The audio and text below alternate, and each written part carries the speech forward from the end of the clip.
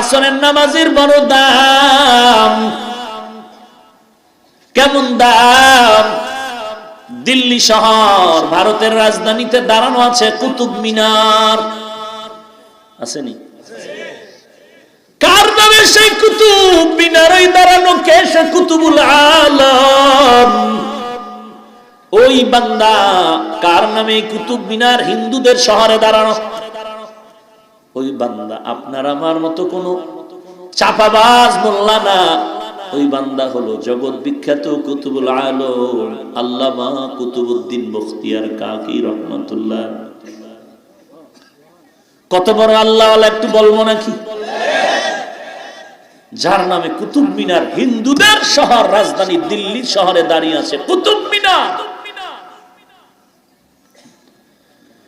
ওই আল্লামা কুতুবউদ্দিন বখতিয়ার কাকি রহমাতুল্লাহ আলাইহি বুড়া হয়ে গেলেন, ইন্তেকাল হয়ে যাবেন। ইন্তেকালের আগ মুহূর্তে খাদেমকে ডেকে বলেন, ও খাদেম,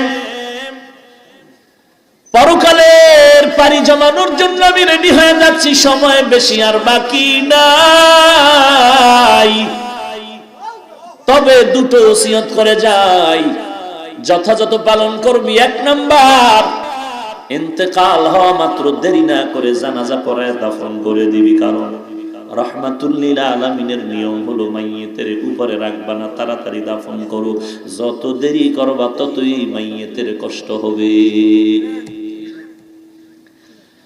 বাবায় মারা গেছে, সুইডেন থেকে ছেলে না আসলে জানাজা হবে না রে, বরফ মেডিসিন দিয়ে এটারে বাক্সা আটকায় রাখ। কি হবে? ছেলে আইসা একটা চিৎকার দিলে বাবায় সালাম দিবে, হ্যাঁ না চোখ মুছাই দিবে? এর মানুষ কেমনে বুঝাই রে ভাই? কেন আলেমদের কথা বুঝতে তোমাদের কষ্ট হয়? আমার নবীর কথাগুলো তোমার কেন মজা লাগে না রে ভাই? নবীর কথার উপরে তুমি অতি চালাক হয় কেন তোমার যুক্তিটারে খাটাইতে চাও? আমার নবী বলছেন মাইয়িতের তাড়াতাড়ি দাফন করে দে, ছেলে আসুক 2 দিন পর আপত্তি নাই, উপস্থিত জনতা নিয়ে জানাজা পড়ায় দাফন করো। ছেলে আইসা বাবার লাশটা জোরে চিৎকার না করে যদি জায়নামাজ বিছায় মাওলার কাছে চিৎকার দেয়, বাবার কবরের আযাব মাফ। বুঝলি কি কপাল লইয়া কসু? বাবার নামে দোয়া ভরায়, দোয়া ইসেলে সব 13টা গরু 14টা মহিষ জবাই দিছে। বাবার নামে দোয়া হবে, 13টা গেট লাগাইছে, আসো বাবারে জান্নাতুল ফেরদাউসে না ঢুকে আজকে খানা দেওয়া হবে না। 13টা মহিষার 14টা গরু জবাই করে কি করলি? যত মানুষের খাওয়াইলি অধিকাংশ বেনামাজিরা খেয়ে গেল। জান্নাতুল ফেরদাউস পাইয়া লাইছে না? কষ্ট লাগে আপনাদের কথাগুলো, কিন্তু কোন বাপের বেটা থাকলে দাঁড়ায় আমার কথা কাউন্টার দে পারলে, কাউন্টার দে পারলে। সবগুলো বেনামাজিরে খাওয়াইছো, কসম খোদার একটারও আমিন কবুল হবে না।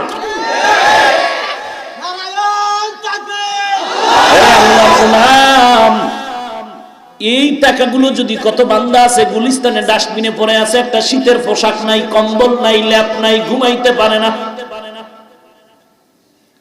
ওই যে বাবাদের কই পাঠায় দেয় না কি বৃদ্ধাশ্রম, হ্যাঁ, কত অপমান, কত অপদস্থ হচ্ছে ওখানে। ছেলে এখানে বাবু আনা করে, বাবুগিরি করে বন্ধু বান্ধবীদের নিয়ে। আহা কি বলবো, সব কথা বলতেও পারি না, কোন দিক দিয়ে আবার আগুন জ্বললে উঠে। ভাইরা আমার,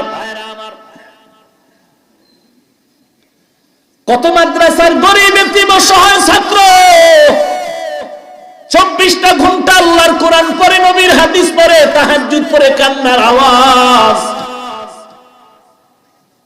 অধিকাংশ গরিব ছাত্র মাদ্রাসায় দেখি একটা কম্বল নাই, শীতের মধ্যে কত কষ্ট, বা একটা মশারিও টানাইতে পারে না, টাকা নেই। কত ঈদের দিন চলে যায়, একটা নতুন জামা কাপড় পরতে পারে না। তুমি যদি বান্দাই কোরআনওয়ালা সন্তানগুলোর কিছু দিতা, ওরা ভোর রাত্রে একটু দোয়া করতো, তোমার কপাল খুলে যাইত, কবরের আযাব মাফ হয়ে যেত। কুতুবউদ্দিন ডাক দিয়ে কয়, রে খাদেম, তাড়াতাড়ি জানাজা পড়ায় দিবি, দেরি করবি না। নবীর হাদিস অনুযায়ী দাফন করায় দিবি, দেরি যেন না হয়। 2 নাম্বার ওসিয়ত, আমি কুতুবউদ্দিনের ইন্তেকালের পরে যখন লাশটা নিয়ে ময়দানে রাখবি, ভারতের মধ্যে হাজার হাজার উলামায়ে কেরাম আসবে আমার নাম শুনে জানাজার ময়দানে, খবরদার যে কোনো আলেম যেন আমার জানাজার ইমামতি না করে। আমি কুতুবউদ্দিনের মাইয়েরটা দেহটারে রেখে একটা এলান করবি, আমার কুতুবউদ্দিন শায়েখ আমাদেরকে ওসিয়ত করে গেছেন 2টা, 1 নম্বরে জানাজা পড়ায় তাড়াতাড়ি দাফন করো, 2 নাম্বার জানাজা আলেমরা সবাই পড়ানোর যোগ্যতা আছে, তবে আমার জানাজা ওই আলেম পড়াবে যার মধ্যে কমপক্ষে 4টা গুণ পাওয়া যাবে। কয়টা গুণ? ওই 4 গুণের কথা বলবা, কোন আলেমের নাম বলার দরকার নেই। 4 গুণ আলেম থাকলে জানাজা পড়ায় দিবে, যদি না থাকে আমার লাশ ওখানে পচে যাক, আমার জানাজা যেন না পড়ানো হয়। আল্লাহর ওলি কুতুবউদ্দিন বখতিয়ার কাকির ইন্তেকাল হয়ে গেল, মাঠের মধ্যে লাশ হাজির, হাজার হাজার হিন্দুস্তানের উলামায়ে কেরাম হাজির হয়ে গেল। খাদেম চিল্লায় কয়, কে আছো? আল্লাহর ওলির জানাজা পড়ে তাড়াতাড়ি দাফনের ব্যবস্থা করে দাও, তবে সব আলেমরা যেন জানাজার ইমাম না হয়। কুতুবউদ্দিনের আওয়াজ, যে আলেম তার জানাজার ইমামতি করবে তার মধ্যে কমপক্ষে 4টা গুণ থাকতে হবে। 1 নাম্বার গুণ হলো আসরের 4 রাকাত ফরজ নামাজের আগে আরো 4 রাকাত সুন্নত নামাজ আছে, যেটা পড়লে সওয়াব, না পড়লে গুনাহ নাই। এই যে 4 রাকাত ফরজের আগে 4 রাকাত সুন্নত জীবনে যার ছুটে নাই, এই হলো তার 1 নাম্বার গুণ লাগবে। 1 নাম্বার গুণ, জীবনে আসরের 4 রাকাত ফরজ নামাজের আগে 4 রাকাত সুন্নত নামাজ জীবনে ছাড়ে নাই। তার মানে কি? ওই সুন্নত রাখছে, ফরজ পড়ে নাই। আপনারা তো এটাই বুঝবেন তাড়াতাড়ি। আহা, চিন্তা করতে পারেন আপনি? 2 মাস যদি কয় তো ধাক্কাই ধক্কাই ঠিক রাখা যায়। জীবনে ছুটে নাই 4 রাকাত সুন্নত আসরের 4 রাকাত ফরজ নামাজের আগে। আরো আছে কয়টা? কি মনে হয় খুব সহজ নেই? জান্নাত আপনার বাবার কিনা হালুয়া, বিড়ি টানলি ভাইবেন, এত সোজা। এই জান্নাত পাওয়ার জন্য শাহজালাল জীবনে বিয়েই করেন, জানেননি কিছু? এই শাহজালালের ভক্ত ভণ্ডরা জানো, শাহজালাল রাহমাতুল্লাহ আলাইহি আল্লাহর এত পাগল, জীবনে বিবাহ করেন নাই। আর তুমি ম্যাডামের গোলাম হয়ে টাটকা মগায় রইছো কেন? ওই যে হৌর বাড়িতে পায়খানা খাইছে, কথা বল না, শ্বশুর বাড়িতে পায়খানা খাইছে না, যৌতুক নামের গজব। আপনাদের এলাকায় হয়তো এই গজব নাই, থাকলেও ভালো, না থাকলেও ভালো। যারাই যৌতুকের গজবে কত মায়ের জীবন চলে গেল, আজও পর্যন্ত এই গজব বন্ধ হলো না। বাপেও খুশি, কন্টাক্ট করে মেয়ে বিয়ার আগে, বিদেশ নিবিনি। নারীর উপরে কত জুলুম, কত জুলুম। হ্যাঁ, কইতে গেলে কই আসলটা বোঝে উল্টা। জবানে কি কয়? নারীর অধিকার চাই, নারীর অধিকার, নারীর অধিকার চাই, অধিকার।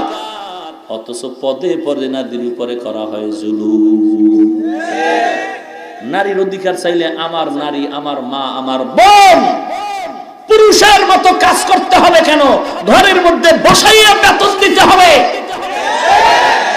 আমার বোন গার্মেন্টসে কাজ করবে, পুরুষের মতো কষ্ট করবে কেন? ও তো বাচ্চা পালনের কষ্টই তো তোমার জিন্দেগির কষ্টের থেকে বেশি। এরপরও বেতনের জন্য আমার বোনেরা আন্দোলন করে আর পুলিশের ফিডা খায়। কথা বল না কেন? এটা নারীর অধিকার। আমার বোন এই বেতন পাইতে গিয়ে, আন্দোলন করতে গিয়ে মারা যায় নাই, এটা অধিকার। আম্মা জান আমার বোনের উপরে একটা বেতের বাড়ি আসার আগে ওই যারা বেতন নিয়ে বেঈমানি করেছে ওদেরকে পুড়িয়ে মারা দরকার ছিল আগে।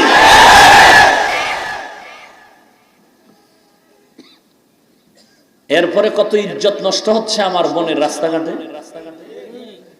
তার মানে কি? একটা গরুর যেমন দাম নাই, আমার মা জাতির তেমন দাম নাই, বুঝাইতে চায়, চাপার জোরে খায় অধিকার চাই। চাপার জোরে বলে অধিকার চাই।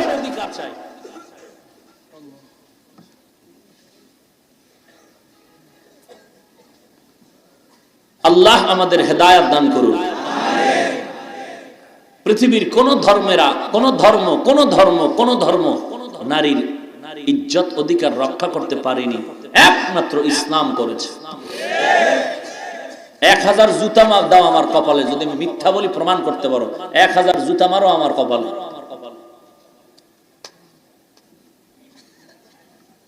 ইসলাম ছাড়া নারীর অধিকার পৃথিবীতে কেউ দিতে পারেনি। চ্যালেঞ্জ, জুতা নিয়ে আসো আমার সামনে। হিন্দু ধর্মে নারীকে ঠকাইছে, বৌদ্ধ ধর্মে নারীর উপরে জুলুম, ইহুদি ধর্মে নারীর উপরে জুলুম, খ্রিস্ট ধর্মে বর্তমান নারীর উপরে জুলুম। ইসলাম ধর্মে একমাত্র নারীর ইজ্জত, একমাত্র নারীর সম্মান অধিকার ইসলাম রক্ষা করেছে। মেয়েটা বিয়ার আগ পর্যন্ত বাবায় খাওয়ান পরন দিবা, মেয়েটার যেন শরীরের উপরে কোনো কষ্ট না হয়, চাপ না আসে, মেয়েটার উপরে কোনো টেনশন না পড়ে। স্বামীর ঘরে যখন যাবে, স্বামী আমার মায়ের উপরে তুমি কষ্ট দিও না, কোনো পেরেশানি দিও না। বাচ্চা আসবে, বাচ্চাটা যেন তোমার ভবিষ্যৎকে জমায়ে ধরে রাখবে। আম্মা জানের মধ্যে টেনশন দিলে ওই বাচ্চার উপরে টেনশনের অ্যাকশন শুরু হবে। আম্মা জানের শরীরটা যদি নষ্ট হয়, তোমার জীবনের বাচ্চাটার উপর শরীরের উপরে আঘাত হয়ে যাবে। আমার আম্মা জানকে টেনশন মুক্ত রাখতে হবে। এরপরে যখন সন্তান হয়ে যাবে, আম্মা জান সন্তান লালন পালন করতে গিয়া কত কষ্ট, ঠিক মতো ঘুমাইতে পারে না। যাদের ঘরে বাচ্চা আছে তারা বুঝতেছেন, আপনার স্ত্রী বাচ্চা নিয়ে কত কষ্ট করতেছে, রাতের ঘুম নাই, একটা রাত্র ঘুমাইতে পারে না। এদিকে আবার রান্না বান্নার ফিকির, কত টেনশন একটা মহিলার উপরে। আপনি মিয়া 2 মিনিট আগুনের সামনে দাঁড়ায় থাকতে পারেন না, আর 1.5-2 ঘন্টা 3 ঘন্টা আগুনের পেছনে শুধু আপনার মহব্বতে খেদমত করতেছে। টের তো পান না, চক বাজারে গেলে টের পাইতেন কি হয়ে গেছে কয়দিন আগে। মোটামুটি ছোটখাটো এক কিয়ামত হয়ে গেছে। একদল আল্লাহর বান্দা বললেন, যখন শুনলাম আগুন আর আগুন সহযোগিতার জন্য সামনে আগায় গেলাম, আগুনের লেলিহান তাপমাত্রা এত বিকট বিস্তৃত হয়ে গেল। তাকায় তাকায় দেখতেছি মানুষগুলো বাঁচাও করে পুড়িয়া যায়, সামনে আগাইতে পারি না, আগুন আগাইতে পারি না। তাকায় দেখতেছি পুড়িয়া যাইতেছে, ছটফট করতেছে, আমি আগাইতে পারি না, আমাকে আগুনে ধাওয়া করতেছে।